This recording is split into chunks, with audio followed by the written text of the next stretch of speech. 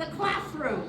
Just today, Rupert was with my class, and get this, he went 20 minutes over and the class did not move.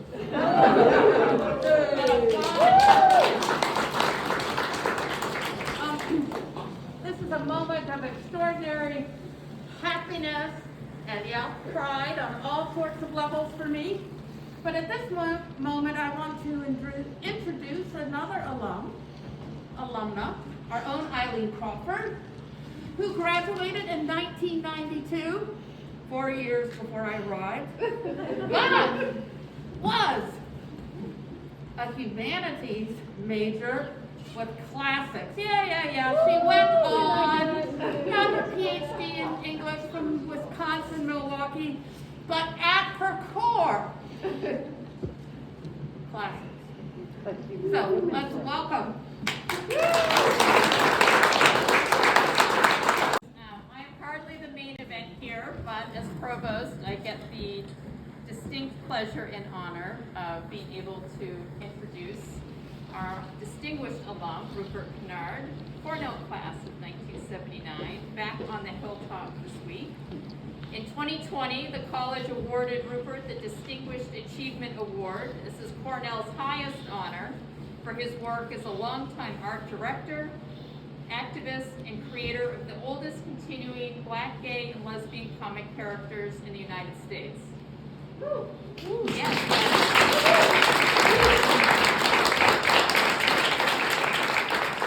So that deserves an award, and we did honor Rupert virtually in 2020, but I do want to take a moment to read a portion of his award citation that was read at that virtual convocation. And I do have to present to you also today the Distinguished Alumni Achievement Award Medal, and you'll see that it is inscribed on the back with your name and the date. So I will give that to you to hold as I read it.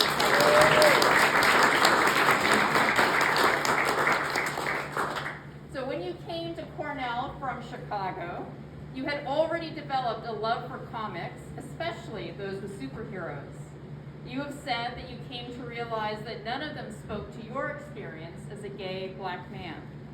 So you created, as we see all around us, the Brown Bomber, a Black, gay superhero, while you were a student here.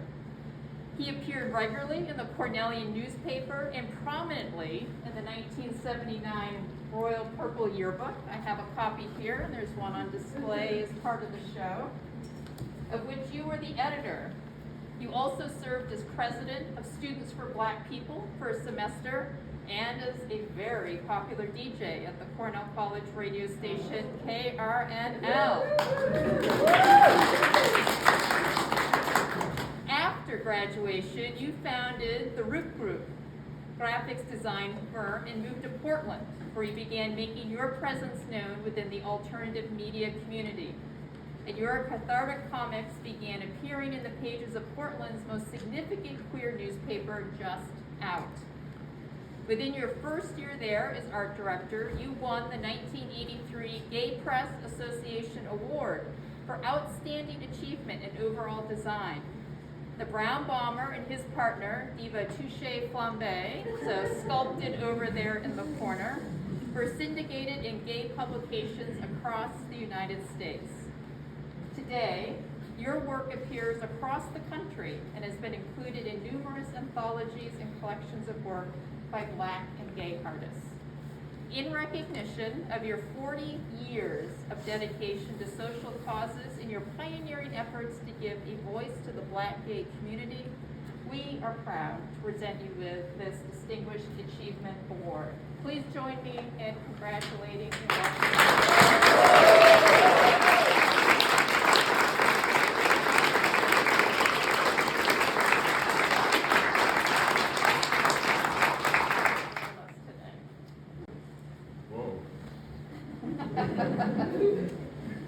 Well, at this very minute, you guys should be very happy. I finally have decided I made the right decision not to have gone to Cornell. I think the decision to to come to Cornell was one of the best decisions in my life. And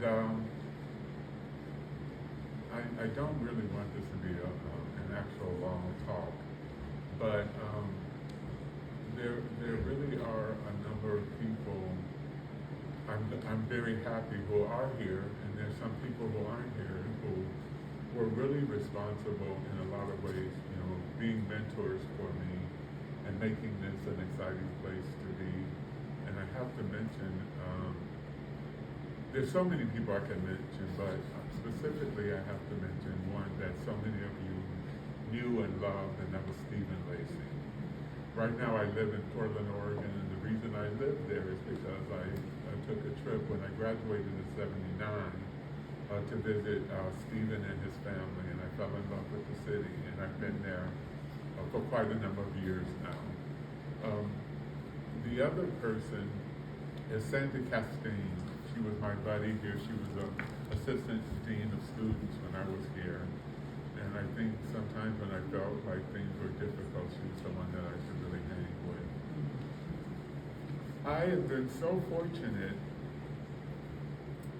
The whole idea today of speaking to a number of your classes, students here, that was really powerful for me is that I remember back when I was a student here, and there's just so many events and things that have happened that back then, of course, I could not have ever realized what happened to me at this age. I mean, even the idea that I was awarded this award, through Zoom, that event in and of itself was a milestone for me. And this is such an incredible continuation of it because it's like this really solid, remembrance of that event. But I've been really fortunate as a cartoonist and a graphic designer, and I would say an activist, that within the last number of years, there's been this kind of reemergence of interest for the comic strip, or at least acknowledgement of it. And as each thing occurred, I kept thinking, it doesn't get any better than this. And one of the first things was just a young artist learning of my work and other works of elder cartoonists, thought enough of our work to create Wikipedia pages for us. So that was a internet presence that I had never had. And I had stopped drawing my comic strip in 1996, shortly after my automobile accident that left me paraplegic. So it made sense for me to think that was the end of my cartooning career, because really I got more and more interested in graphic design. So I was very content to think that part of my career was rewarding enough and I could move to the next chapter. That entry into Wikipedia was amazing because it just started sparking bits and bits of more interest in the comic strip.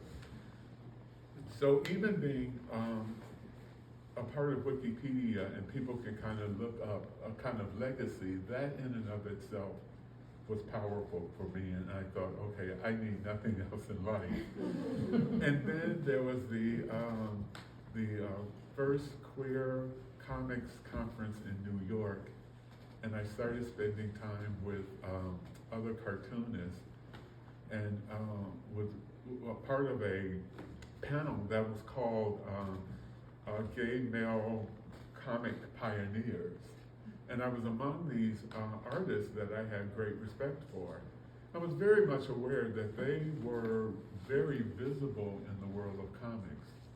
I had long ago gotten convinced that there was the world of comics, Peanuts, Doonesbury, people know all of those really big characters.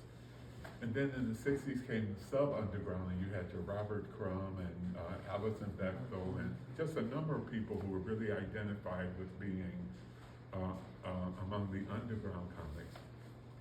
I knew that I didn't have that much notoriety, and so I decided, well, let's just create sub-underground. where I would be the king. I'd be the king of sub-underground comics. So just from there, the recognition that, there's been enough recognition that, embarrassingly enough, sometimes I forget, how many things have happened. And that's why it was just such a great endeavor for me to create the timeline. Years ago, I created the first timeline, and then with the resurgence of the interest of the strip, I created a continuation of it, because I really wanted to highlight all of these different ways that one fateful moment in my sketchbook when I drew this little character, and I was overwhelmed kind of with the whimsical nature of him. And if you've gone to any of the presentations or you've read any of the history, initially the superhero that I created was Superbad. And I created him in the 70s, and he was a reaction to the fact that I realized when I was creating superheroes as a young person, I was creating superheroes that reflected what I was reading, and they were all white superheroes. And so I created Superbad first, and he was a militant superhero, and I always describe him as having an afro that was big enough to strike fear in the hearts of all white people. And so I really worked on that for the longest time. And then I started becoming more and more aware of the work of Martin Luther King and the humility of a boxer like Joe Louis, whose nickname was the Brown Bomber. So I decided to create this other character. And it was really a revelation, because it's one of those things where when I drew Superbad, it was a great outlet for the anger I felt. But when I started drawing the Brown Bomber, I really felt like he was closer to my nature. So that's why he took off. And it was here at Cornell that they decided to ask me to do an editorial cartoon. And I know I could have not moved that character into that spot. I could have done a general cartoon about things happening around the campus. But I thought it was just maybe a good idea to feature this one character. And it was because I was invited to do the cartoon strip for the editorial page.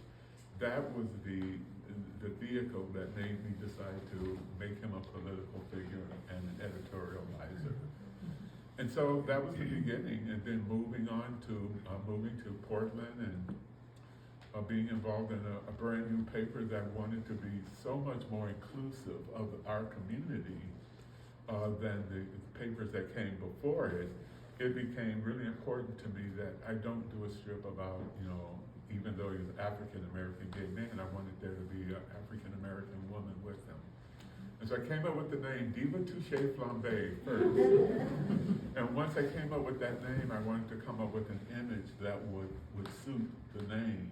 And I was very convinced that within that character, Diva Touche Flambe, I wanted to incorporate all the qualities of the women in my life that I thought were so wise and full of wisdom and meant a lot to me. And just bringing those two characters together just felt like a yin and yang of my own personality. And so, having the strip published in a number of cities and having people, respond to it, eventually I gathered up enough strips to be able to create a collection to, hand around to different publishers, and I ended up getting the book, Bibi and the Diva, published. And truly at that time I thought that was the end result. Nothing else better could happen than this. And so, as I said, from there's been more and more things. And I truly cannot express what it means to me to be a part of all of this. Tonight is what I was working towards when I was invited to do the exhibit. I wasn't prepared for how powerful the first class was for me. The second class was for me. The professors who were so dear to me coming here tonight, everything has been kind of a wave of just things that are more and more emotional and impactful to me. But this very moment, getting the actual medal and being here at this exhibit, which I didn't see, I had the opportunity to see it yesterday, and we thought, me and my partner Scott, thought we didn't want to see it until it was, this official opening. And just the getting to this point and looking at the earlier shifts and just realizing that I'm in a position where I can see the totality of that journey and all the things I tried to do within this simple comic strip that could have simply been something that touched upon some of the absurdities of everyday life. I made it a point to really try to draw strings together in terms of intersectionality and using my own perspective as an African-American gay paraplegic in my work. There was nothing I was more determined to do than to go out into the world and try to make people understand those connections between us. And so this is a pinnacle for me. When I thought other events were the pinnacle, this just ends up being something I can't imagine will be taught. And so I want to thank all the people who are involved in having me here. And I'm trying not to totally freak out. But ultimately, there were 3 reasons I left Portland and moved to the Bay Area for the period I was there. You heard this morning. I wanted to become art director for a weekly alternative paper. I accomplished that when I moved to the Bay Area, and it was absolutely rewarding. I wanted to have a book published, and that happened, and it was one of the highlights of my life. And the 3rd reason I moved to the Bay Area was because I wanted to meet someone I could share my life with.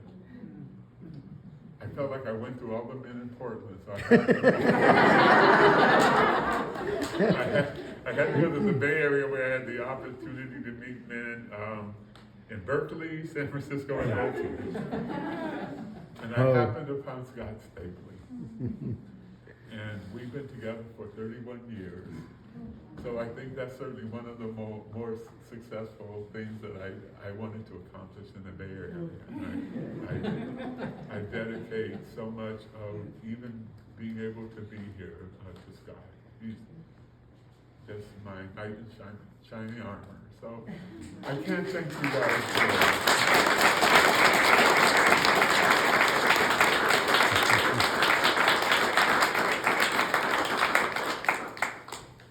And a shameless plug. I had a number of books printed because I'm not in the marketplace like so many other artists. So just to help me with the expenses of the trip, I did bring books that are a collection of Cathartic Comics because they're so rare to find. So I only brought 20 books, but I don't want to leave with 20. And I have to sell them to just recoup from having them printed. They're $20 each. So if any of you guys want me to, want to buy one, want me to autograph it or whatever, I would be very pleased and honored to do that. And there's some on the table just outside the door. Okay. Thank you.